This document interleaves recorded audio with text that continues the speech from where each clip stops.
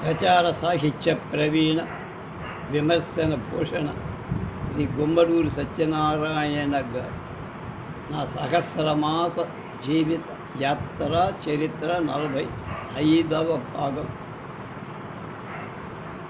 1/7/20 విజయవాడ ఆకాశవాణిలో పాత చోటనే కొత్త జూన్ 30వ తేదీ ఢిల్లీ నుండి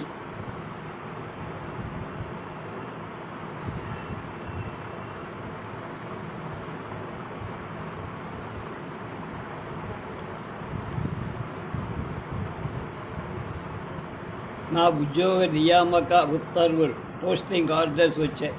ప్రతి వారంలో 6 రోజులు 120 చొప్పున అంటే నెలకు 480 రూపాయల చొప్పున జీతం ఇస్తారు.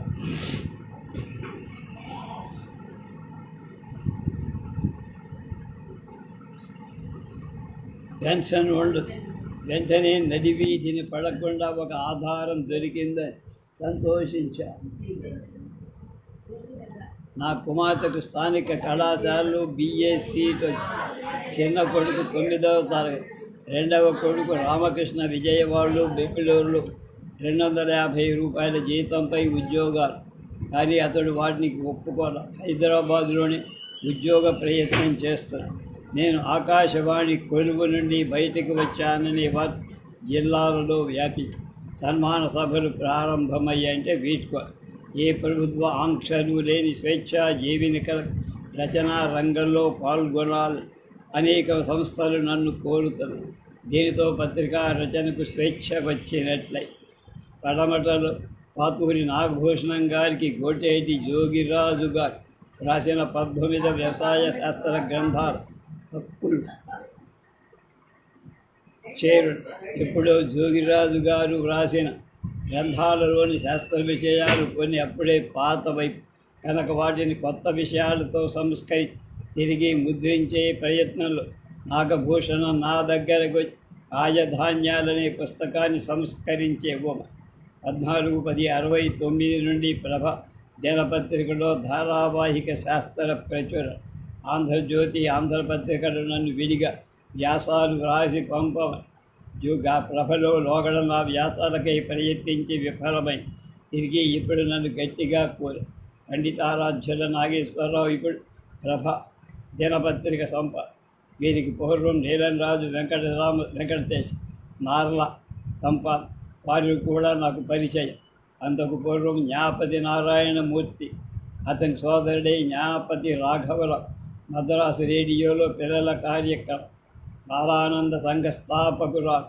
ఈ సంఘ సాంద్రప్రభవారు నాతో మాట్లాడాక వారం వ్యవసాయపరమైన ఒక చిన్న వ్యాసం రాసి వారికి పంపడానికి ప్రతి మంగళవారం వచ్చి నేటి రైతాంగం శీర్షికలో ప్రచురించడానికి తగిన పారితోషిక కార్యక్రమాన్ని వారు నాకు ఇవ్వడానికి ఒక అంగీకారం పెట్టి ఈ కార్యక్రమం 14/10/69 తేదీ నాడు ప్రారంభమై ధారావాహికంగా ఇంచుమించు 1875 వరకు నటి 8 సంవత్సరాలు ధారావాహికంగా రైతాంగానికి సమయానుకూల కర్షక సమస్యలపై పొలం పనులపై ఒక ప్రముఖ దినపత్రికలో ప్రచురించిన తృప్తి నాకు. అదేమి సామాన్యమైన కాదు. జిల్లాలో వీడ్కోలు సభకు సన్నాహం. వ్యవసాయ కళోద్ధారక బిరుదు పశ్చిమ గోదావరి జిల్లా పిప్పర గ్రామంలో స్థానికులైన తుమ్మలపల్లి సత్యనారాయణమూర్తి ఆధ్వర్యంలో ఘన సన్మానం ఏర్పాటు. అప్పుడు తాడేపల్లి గూడెంలో కాలేజీ ప్రిన్సిపాల్గా ఉన్న డాక్టర్ నండూరి రామకృష్ణమాచారి అధ్యక్షత రైతు సంఘాలు కలిసి సన్మానించారు.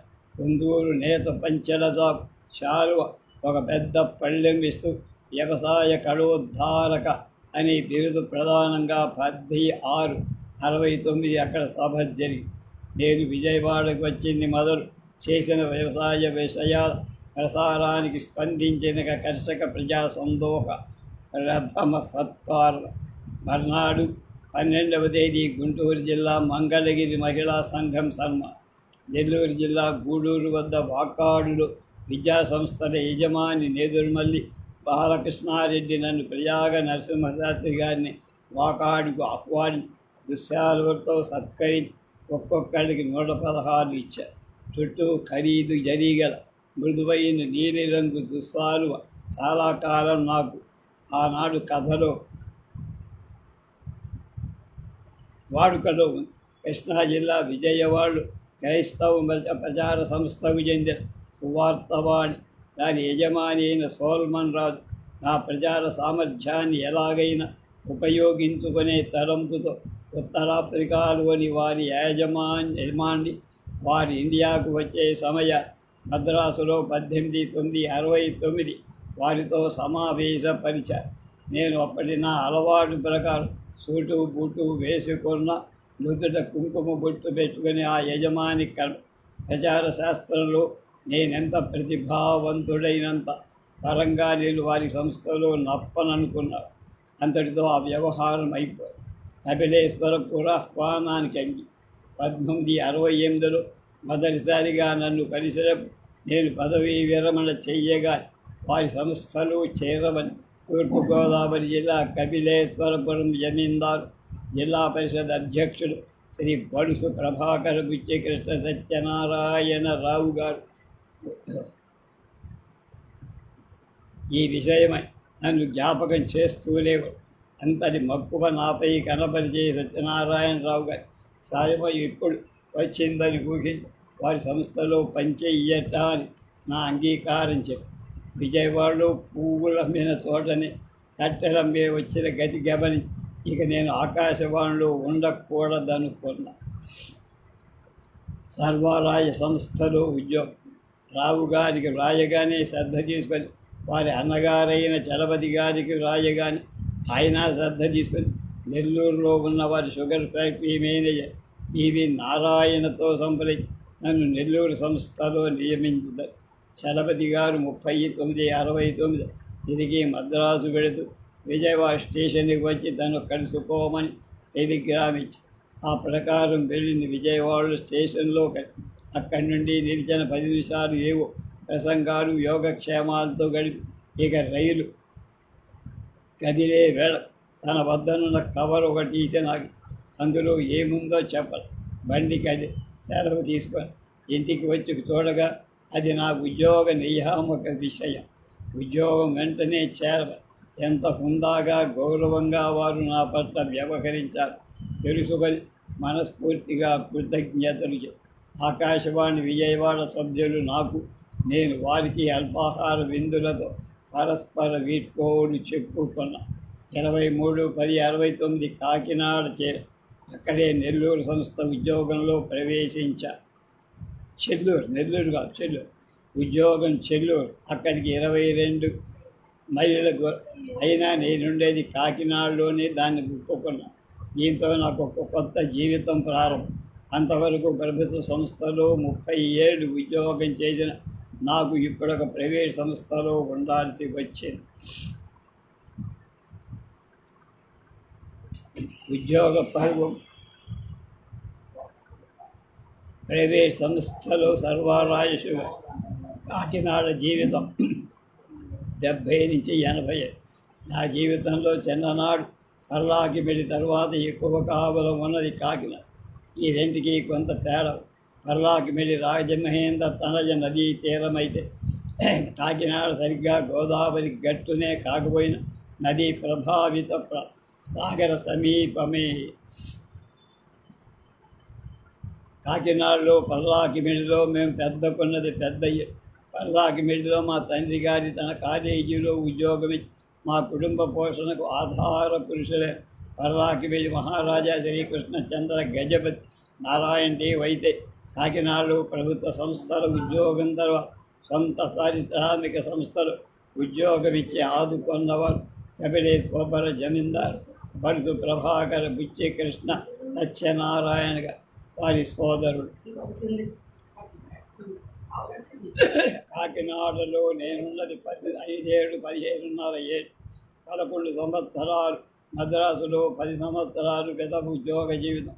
సుమారు 10 స్థలాల్లో ఎక్కడ 3-4 ఏళ్ళు మెర్చిని ఉండలేదు. కాకినాడ కాపురం కూడా అక్కడ 20 మైళ్ళ దూరంలో చెల్లూరు చక్కెర కర్మాగారంలో నా ఉద్యోగం. 83/10/69 ఉద్యోగంలో చేర. 2/11/69 తేదీన ఆ ఏటికి చెరుకు కొట్టి చక్కెర వేసే కర్మాగారం పనుల ప్రారంభోత్సవం. అందులో పాల్గొనే భాగ్యం కలిగి ఇక కాకినాడలో తాత్కాలికంగా పెద్దిభట్ల సుబ్రహ్మణ్య శాస్త్రి గారింటి వాటాలో పిల్లలను బడిలో చేర్పించాలి. చిన్న కుమారుడి దగ్గరే ఉన్న మెక్లారెన్స్ హై స్కూల్లో కుమార్తెను కొంచెం దూరంగా ఉన్న అన్నవర సత్యవతి ప్రభుత్వ మహిళా కళాశాలలో నవంబర్ మొదటి వారంలో సాధారణంగా నవంబర్లో కొత్తగా వచ్చిన పిల్లలను బడిలో చేర్చు కనుక కొంత పలుకుబడి ఉపయోగపడి నా కుమార్తెకు కాలేజీలో బిఏ పాలిటిక్స్, సోషియాలజీ, సైకాలజీ గ్రూపులో సీటు దొరికితే కాకినాడలో దీనికి బదులు తెలుగు, హిస్టరీ, ఎకనామిక్స్లో గ్రూపు. నవంబర్ గాలివాన. నవంబర్ 3వ తేదీన అమెరికా నుండి నా కొడుకు ఫోన్ చేస్తూ డిసెంబర్ నెలలాడు సెలవు పెట్టి ఇండియాకు వస్తున్నానని, ఆనాటికి కొన్ని పెళ్లి సంబంధాలు చూసి ఉంటే పెళ్లి చేసుకొని తిరిగి అమెరికాకు నవంబర్ 6వ తేదీ వడిగాలతో కూడినటువంటి ప్రారంభమై 7వ తేదీ మహాప్రళయంలా వర్షి ఎన్నో నెలలు చెట్లు కూలిపోయాయి. విద్యుత్ శక్తి తీగ స్తంభాలు తెగిపోయాయి. విచిత్రం ఏమిటంటే 1996 నవంబర్ 6వ తేదీ నాడే దాన్ని వించిన ప్రళయం వచ్చి కోనసీమ, కాకినాడ పరిసర ప్రాంతమంతా సర్వ. ఇంతటి బీభత్సాన్ని మేము ఇదివరకు ఎప్పుడు అనుభవించాల. మాకు వచ్చిన పెద్ద చిక్కేమిటంటే పాకీవాడు తుడిచే మరుగుదొడ్లను వీటికి మేము అలవాటు పడదు.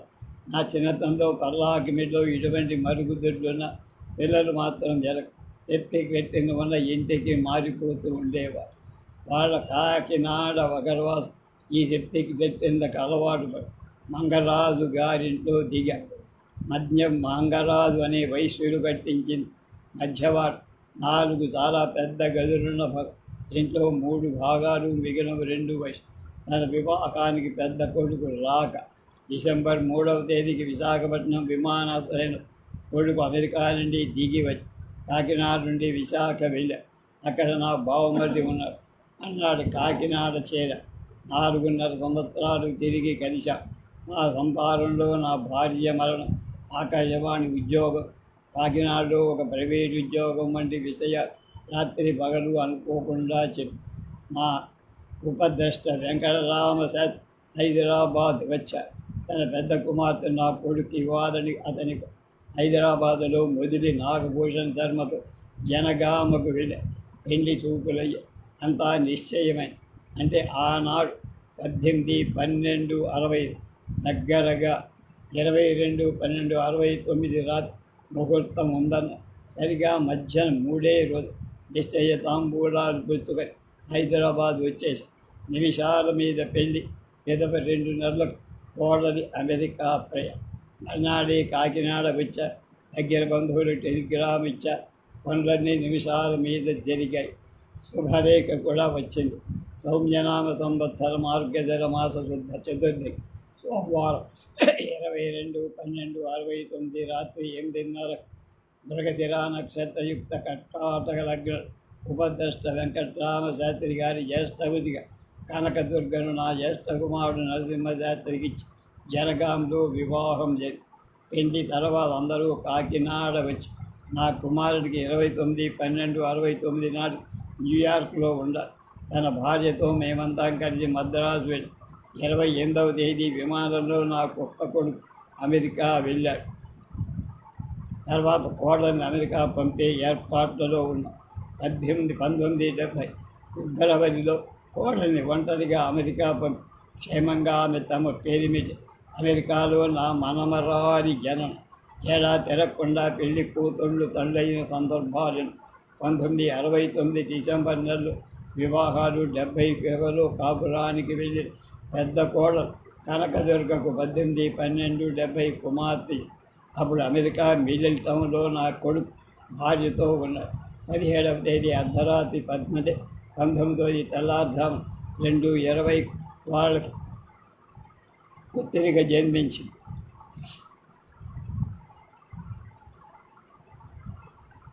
I Kameshwari came out at on 18 early hours అని అమెరికా నుండి నాకు వాడు ఇచ్చిన టెలిగ్రామ్.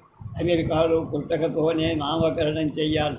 అయినా మన శాస్త్రానుసారంగా కుమారుడు బారసాల నామకరణం చేయిస్తానని కార్యక్రమ విధానాన్ని మంత్రాలు చేయాల్సిన పూజా విధానం కాకినాడ ఒక పురోహితునితో రికార్డు చేసే క్యాసెట్ తనకు పంపమని ఆ ప్రకారం చేశా. ఆ అమ్మాయికే 1996 అమెరికాలో మన సంప్రదాయానుసారంగా జరిగిన వివాహాన్ని డేవిడ్ ఆ పెళ్లి తంతుని ప్రత్యక్ష ప్రసారం చేస్తున్నట్టు ఇంగ్లీష్లో చెప్తూ వచ్చి కాంతిపుంజమైన నా కాకినాడలో నా కాపురం ప్రారంభం. మాకు శుభదినాలు మొదలైనవి. ఆకాశవాణి నా ప్రతిభా పాఠవాలు దేశంలో నలుమూలలా చాటి. కాలేజీ విద్యా సంవత్సర మధ్యకాలంలో విజయవాడ నుంచి వచ్చిన నా కూతురికి బిఏలోను, చిన్న కొడుకు 9వ తరగతిలో సీట్లు దక్కాయి. విజయవాడలో నా కుమార్తెకు వీణ నేర్పించడాన్ని ప్రారంభం చేశాం. దాని విఘాతం కాకుండా కాకినాడలో సిస్టర్ గౌరీపతి శాస్త్రి గారి దగ్గర నేర్చుకునే ఏర్పాటు. ఏప్రిల్ భద్రాచలంలో సీతారామ కళ్యాణ్ ప్రత్యక్ష ప్రసార, కొందరు కళాకారులతో పాల్గొనే కార్యక్రమాలు. నన్ను కూడా విజయవాడ ఆకాశ కేంద్రం ఆహ్వానం. 15/4/70 ఆ కళ్యాణ్. కాకినాడ నుండి రాను పోను ఖర్చులు పారితోషం కలిపి 4 ఇచ్చాను. వరదాలో ఉన్న నా తోడలు మరదలికి, విశాఖలో ఉన్న బామ్మర్దికి ముందుగా కాకినాడకు వస్తే అందరం కలిసి వెళ్ళాం. దగ్గరగా కళ్యాణోత్సవాన్ని చూసే అవకాశం కనుక రమ్మనమని భద్రాచలానికి వెళ్ళాం. కళ్యాణం కన్నారా చూసి ఇంటికి వచ్చేసరికి నా కొడుకు రాజు హైదరాబాద్ ఇంజనీరింగ్ కాలేజీలో లెక్చరర్గా 2 ఇంక్రిమెంట్లతో సహా ఉద్యోగం ఇస్తూ వెంటనే రమ్మనమని ఉస్మానియా యూనివర్సిటీ నుంచి వస్తారు. నేను నమ్మిన నా రాముడి కృప. వెంటనే 18/4/70 రాజు హైదరాబాద్ వెళ్ళి ఉద్యోగంలో ఫిబ్రవరి బెనారస్లో జరిగిన వారి కాలేజీ స్నాతకోత్సవానికి వెళ్ళి ఎంఎస్సి ఇంజనీరింగ్ మైనింగ్ మొదటి తరగతిలో ఉత్తీర్ణుడైనట్టుగా పట్టాలు పుచ్చుకున్నాడు. ఫిబ్రవరిలోనే రామానికి ఆంధ్రప్రదేశ్ విద్యుత్ మండలిలో కడపలో 7/2/70 ఉద్యోగం ఇచ్చింది. అధికారులు తనకు గల పరిచయమే దీనికి. అన్నదమ్ములిద్దరూ హైదరాబాదులో ఉద్యోగాలు దొరికాయి కనుక 8/7/70 విద్యానగరంలో పోస్టాఫీసుకు ఎదురుగా వ్యాకరణం వారింట్లో అద్దెకు చేరారు. నా వ్యవసాయ శతకం, కాలిక సూక్తులు, అనకాపల్లి చెరుకు పరిశోధన స్థానంలో 70 నుంచి జనవరి 10న తేదీన రైతు దినోత్సవం జరిగి అక్కడ నా స్నేహితుడు సహాధ్యాయి మోచర్ల లక్ష్మీకాంత్ చెరుకు ప్రవీణుడు ఆనాడు ఈ ఏడాది ఫిబ్రవరి నెలలో 10-15 రోజులు పదవీ విరమణ చేస్తున్నాడు. చెరుకు పరిశోధనలో అతని దేశవ్యాప్తమైన పేరు ప్రతిష్టలు వచ్చాయి.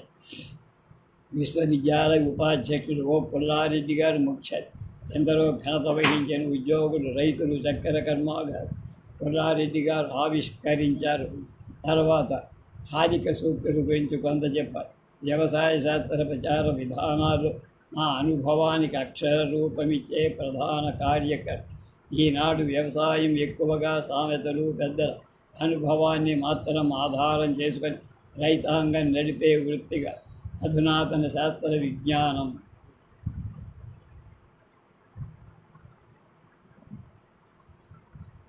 రేపు సమితి, జిల్లా పరిషత్తుల 10 ఏళ్ల ప్రగతిపై ఆయన చెప్తారు విషయాలు. దాన్ని తెలుసుకో.